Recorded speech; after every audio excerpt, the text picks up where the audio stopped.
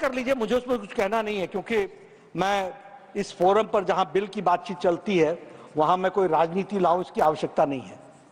लेकिन फिर भी मेरे मन में है, इसलिए मैं कहना चाहता हूं। प्रधानमंत्री मोदी जी ने सबका साथ, सबका विकास, सबका विश्वास, सबका प्रयास, इस मंत्र को लेकर के वो चले हैं, और चले नहीं है, इसको उन्होंने पूरा किया है। राधा मोहन जी ने बताया, प्रधानमंत्री गरीब कल्याण अन्न योजना से लेकर के, आवास योजना से लेकर के, शौचालय से लेकर के, कभी नहीं देखा कि ये फॉरवर्ड को मिला, बैकवर्ड को मिला, मुस्लिम को मिला, क्रिश्चियन को मिला, किसको मिला? जरूरतमंद को मिला है और देश की जनता को मिला है, इसकी चिंता की। अब इससे ज्यादा मेन स्ट्रीमिंग क्या हो सकती है? और इसीलिए जब मैं इसकी बात कहता हूं तो मैं ये भी कहना चाहता हूं कि हमें वोट बैंक पॉलिटिक्स के इंटरेस्ट से बाहर निकल करके नेशनल इंटरेस्ट में इन बातों को समझने की आवश्यकता है। अभी मैं यहां यह भी कहना चाहूंगा कि आप तय करें, मुझे उसमें कहने की बात नहीं, हम मेन स्ट्रीमिंग की बात कर रहे हैं। इस देश में कोई भी किसी कलर में ना देखा जाए। मोदी जी के नेतृत्व का सपना भारत का यह है कि सबका विकास हो, सबका प्रयास हो, सबको साथ लेकर के चले। इसीलिए हम लिप सर्विस नहीं करते हैं, हम रियल सर्विस करते हैं। We do the real service. हम लिप सर्विस कर रहे होते हैं। मैंने आपको सारी योजनाएं गिनाई, ये सारी योजनाओं से राधा मोहन जी ने बताया 30% मुस्लिम भाइयों का लाभ हुआ है, इसमें से 35% उन्होंने लाभ लिया है, 35 हमने कभी इसका डंका पीटा क्या? नहीं, मेन स्ट्रीमिंग कर रहे हैं। मैं जानना चाहता हूं कि पिछले 70 साल किन लोगों ने उनको अलग रखा है? किन लोगों ने अलग रखा है? किन्होंने उनको डरा के रखा है? किन्होंने उनके साथ अलग व्यवहार करने की बात की है? ये polity, this polity has to be understood, and I will tell you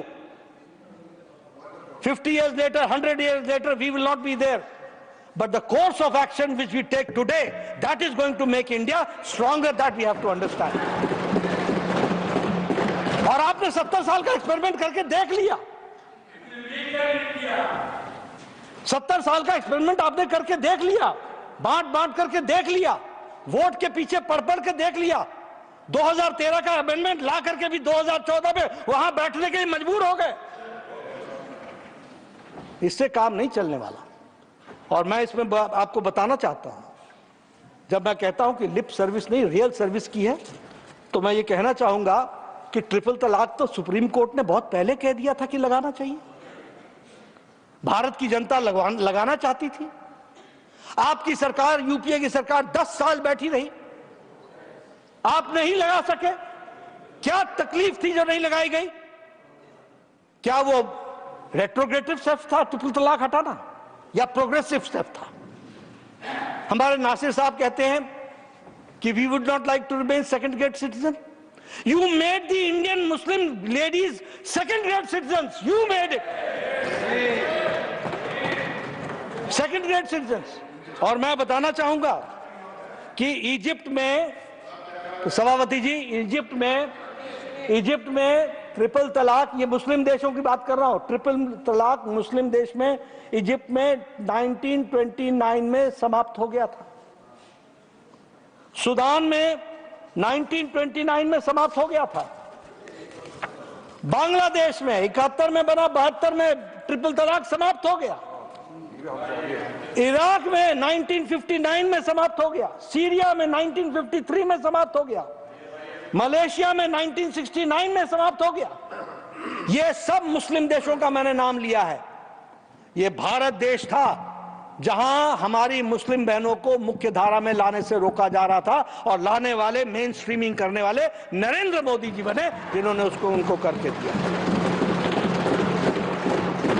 इसलिए जब हम इसकी चर्चा करते हैं तो हमें ध्यान रखना चाहिए, रियल सर्विस या lip service. We believe in real service. आज करोड़ों बहनें, मुस्लिम बहनें आज आजाद हो गई, उनको लाइफ विद डिग्निटी जीने का मौका मिल रहा है। किसने किया यह काम? क्या यह ऐतिहासिक फैसला नहीं है? Is it not an historical decision? It is an historical decision. and none other. It is Prime Minister Modi which has done this. That we have to understand. उसी तरीके से मैं बात करना चाहूंगा आज के बारे में। आज हम ऐसा लग रहा है जैसे पता नहीं हमने वक्फ बोर्ड पर हाथ डाल दिया, ये तो बहुत गड़बड़ बात हो गई है और ये एक तरीके से हमारे को कब्जे में लेने की बात है और हम कोई बड़े रेट्रोग्रेड चल रहे हैं। मैं बताना चाहता हूं, टर्की मुस्लिम देश है सभापति जी, वहां 1924 में जनरल डायरेक्टोरेट ऑफ फाउंडेशंस बन करके मैनेजमेंट ऑफ वक्फ का काम शुरू हो गया था। It is a Muslim country Turkey, 1924, और वहां पर टर्की में all Waqf properties were brought under the control of the state for their better management and transparency. When did they do? In 1924. 100 साल पहले। They saw to it that the misuse of Waqf properties was prevented through digital recording in late 80s, 90s, and income of Waqf began to be used for the development of education and health. ये किसने किया? Turkey ने। हम यहां कर रहे हैं, आप तो कर, यूपीए की सरकार को कर देना चाहिए था, क्यों नहीं किया? क्यों हमारा इंतजार कर रहे थे? मलेशिया मुस्लिम डोमिनेटेड स्टेट है। In Malaysia authority of waqf management, वहां क्या बोलते हैं? State Islamic religious council, state चलाता है। और Malaysia began using modern technologies, financial models to improve the waqf management, उन्होंने भी शुरू कर दिया। वहां उन्होंने नई बात शुरू कर दी, waqf shares. Waqf shares were implemented which increase the community participation and the rise in the waqf income. सब कोई प्रोग्रेसिव तरीके से चलने की प्रयास कर रहे हैं। Transparency and accountability was ensured and digital database of waqf properties through geo mapping, यानी ये भी मलेशिया में भी जियो मैपिंग और डिजिटलाइजेशन से प्रॉपर्टी को उसको देखा जा रहा था।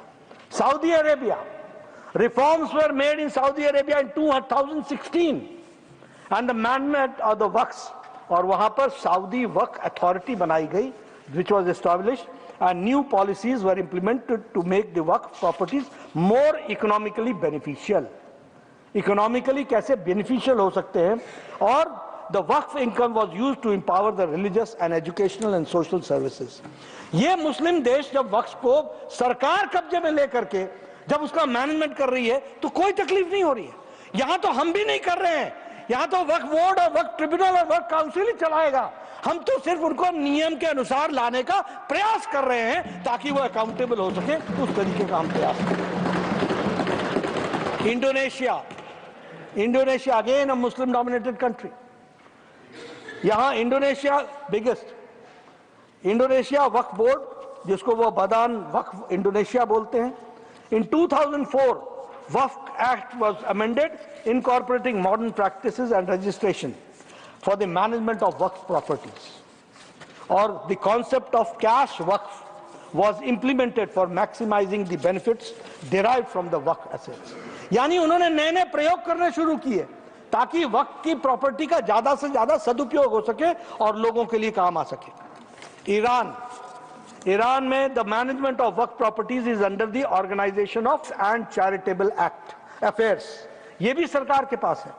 After 1979 Islamic revolution extensive reforms were made in the management of the waqf properties. मैंने आपको इसलिए सारी बातें बताई और इन देशों का नाम लिया कि ये लोग जो मुस्लिम देश हैं, जब वो वक्फ की प्रॉपर्टीज को ट्रांसपेरेंट कर रहे हैं, जब वो वक्फ की प्रॉपर्टीज को डिजिटलाइज कर रहे हैं, जब वो वक्फ की प्रॉपर्टीज को अकाउंटेबल कर रहे हैं, तो भारत की धरती पर करने में दिक्कत क्या आ रही है।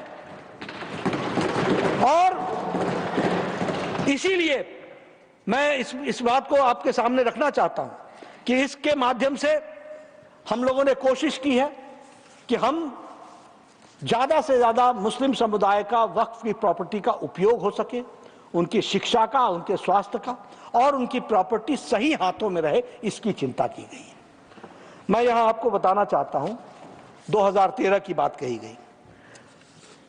हमारे नासिर साहब ने कहा कि 2013 में तो आप भी साथ थे। हाँ थे साथ, हम थे, लेकिन 2020-21 में हमें ध्यान में आया कि 1913 से लेकर 2013 तक वक्फ की प्रॉपर्टी भूमि 18 लाख हेक्टेयर थी और 2013 से 2025 में नई भूमि 21 लाख हेक्टेयर जुड़ गई,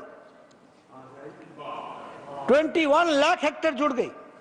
और इसका दुरुपयोग ना हो, हम नहीं कहते, हम we are not taking your land, ये 21 लाख भी तुम्हारी और 18 लाख भी आप ही का, लेकिन इसका दुरुपयोग ना हो इसलिए हमने ये तय किया कि इसको बिल ला करके जो एक्ट में 2013 में जो चीजें मिली हुई थी उसमें कुछ न कुछ परिवर्तन करना आवश्यक होगा।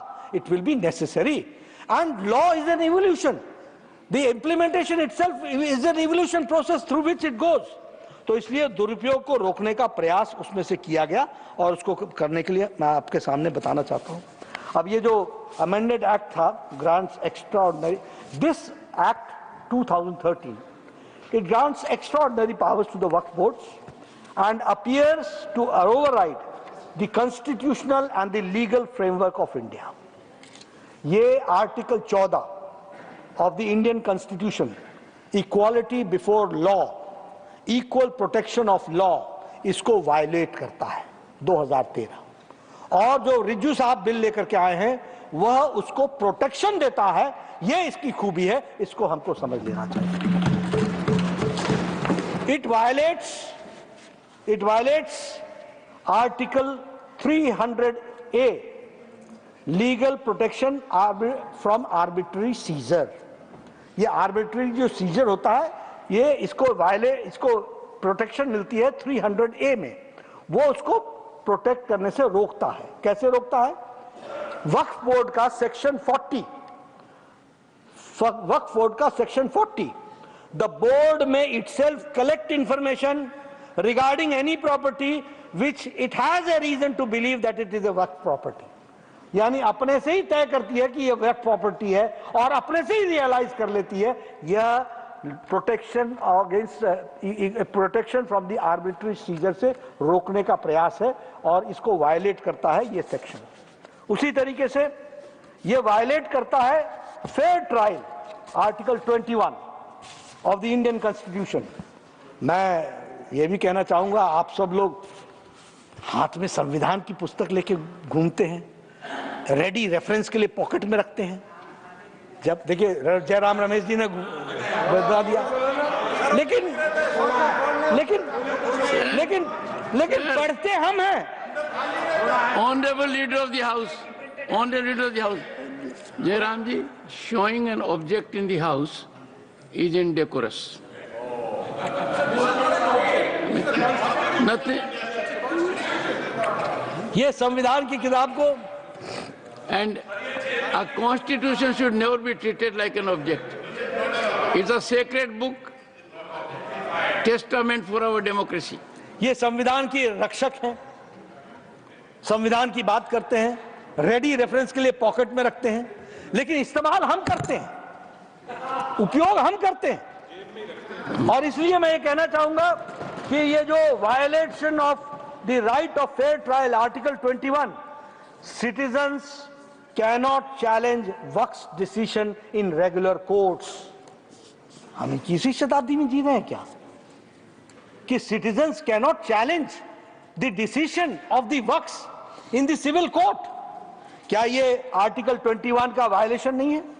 और सुप्रीम कोर्ट का ऑब्जर्वेशन क्या है कि violation of property is in a way violation of the right to life. It is also the violation of life. तो मैं आपको संविधान की दृष्टि से उन अनुच्छेदों के बारे में बता रहे हैं। It became more powerful than judiciary. Waqf board का section 54, removal of encroachment from the property through Waqf tribunal order, इसका ऑर्डर भी वक्फ ट्रिब्यूनल का ऑर्डर देगा। वक्फ board section 6 and 7, it bars on the civil courts for there's no legal action is allowed. आप बताओ वक्फ board section 6 and ये over powering था कि नहीं था? मैं तर्क कर रहा हूं आपको कुतर्क लग रहा है? बताइए। मैं तर्क रख रहा हूं कि क्या ये ओवर रीचिंग नहीं था क्या? और ये ओवर रीचिंग संविधान के बेसिक स्पिरिट को चैलेंज करने वाला नहीं था क्या? नहीं है क्या?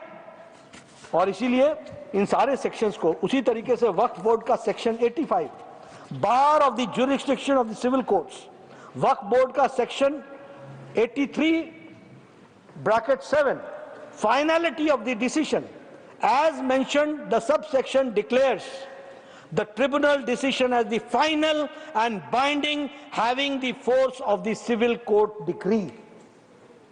यानी सिविल कोर्ट की पावर ये सेक्शन 83.7 रखता है और उसकी फाइनल डिसीजन होगा बिना अपील के। और waqf board section 83 bracket 9 the sub section explicitly states, अब ध्यान से सुनिएगा, the subsection explicitly states no appeal shall lie against any decision or order whether interim or otherwise given or made by the Waqf tribunal. Against the constitutional rights. क्या ये भारत के मूल संविधान, आप नासिर जी कॉन्स्टिट्यूशन के लाल किताब को खोल के देख लीजिएगा, वो संविधान के मूल धारा को उल्लंघन करती है कि नहीं करती है? और ये आर्टिकल 12 के भी पावर्स को टेक ओवर कर रही है। द रेवेन्यू डिपार्टमेंट और the local authorities will have a limited power over the waqf properties, यानी वक्फ की प्रॉपर्टीज पर रेवेन्यू डिपार्टमेंट का भी बहुत लिमिटेड पावर होगा। Even the state governments have a limited interference in the waqf properties operate outside the normal revenue system, यानी वो normal revenue system की से अलग हट करके ही काम करते हैं, इस तरीके का है। बहुत सी बातें हमारे माइनॉरिटी मिनिस्टर किरण रिजिजू ने बताई हैं, लेकिन मैं मूल बात बताना चाहता हूं कि एक तो ये जो बिल आया है इसमें क्या है, ये वक्फ बाय यूजर, ये इसको रिमूव करता है। Waqf by user only declaration of endowment allowed and the donors must be practicing Muslims for at least 5 years। अब मैं कहना नहीं चाहता ये क्यों, इसके पीछे कोई मैं धार्मिक विषयों को छेड़ना नहीं चाहता, अनकंफर्टेबल बात नहीं कहना चाहता, लेकिन मैं इतना जरूर कहना चाहता हूं कि हां, जो देने वाला है वो जेन्युइन तो होना चाहिए ना। कोई मैं धार्मिक विषयों को छेड़ना नहीं चाहता, अनकंफर्टेबल बात नहीं कहना चाहता, लेकिन मैं इतना जरूर कहना चाहता हूं कि हां, जो देने वाला है वो जेन्युइन तो होना चाहिए ना। और उसकी जेन्युइननेस को देखने के लिए एक पैमाना यह है कि वो प्रैक्टिसिंग इस्लाम होना चाहिए। हमने सीसीटीवी का कैमरा तो लगाया नहीं है, वो बोलेगा कि हम इस्लाम मानते हैं, नमाज पढ़ते हैं, बहुत अच्छी बात है, वहां के मुल्ला बोलेंगे तो हो जाएगा। लेकिन फीमेल का इनहेरिटेंस को रोकना यह एक बहुत बड़ा रेट्रोग्रेटिव स्टेप था, उसको ताकत देना यह इस बिल का काम है, इसको हमको ध्यान में रखना चाहिए। मैं ये भी बताना चाहूंगा कि earlier anyone without any proper documents called on the property as the waqf property, waqf board made the claim on it, waqf board उस पर क्लेम कर देता था। Government properties identified as waqf cease to be, हाँ मैं सब ऑथेंटिकेट करूंगा, आपको मौका मिलेगा। One second 10 second. ये बार बार जो कहा जा रहा है कि वक्फ बोर्ड बिना डॉक्यूमेंट्स क्लेम कर देती है, हिंदुस्तान में कितने ऐसे प्रॉपर्टीज और कौन से वक्फ बोर्ड क्लेम है, प्लीज ऑथेंटिकेट कीजिए। Leader of the house, leader of the house.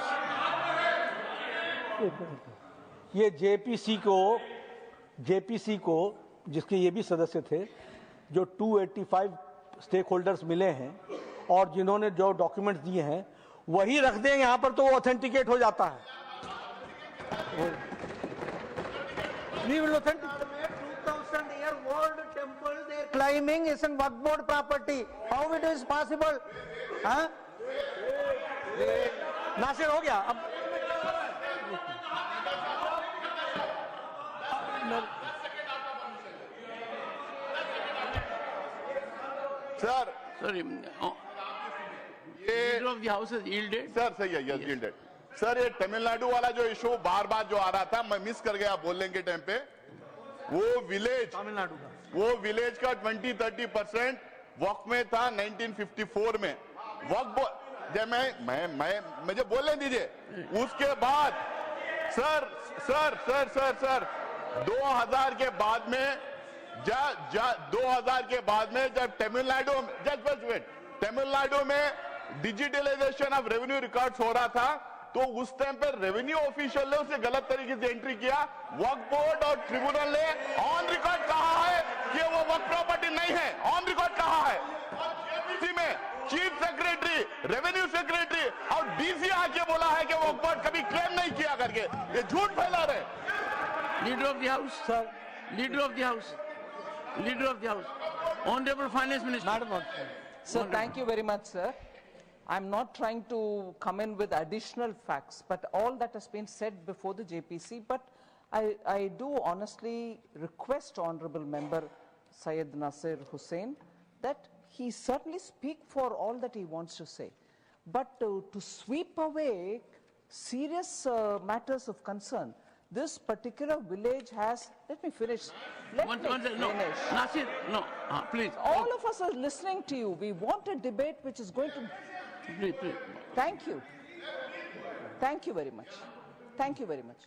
Sir, 1800-old Chandrasekhara Swami temple. SCs and OBCs are predominantly the people who live in that village. 480 square acres are now being, 480 acres are disputed because of this. And how did the problem come out? Villagers, when they're buying and selling land among themselves, a family or anybody, were told clearly that they should obtain a no objection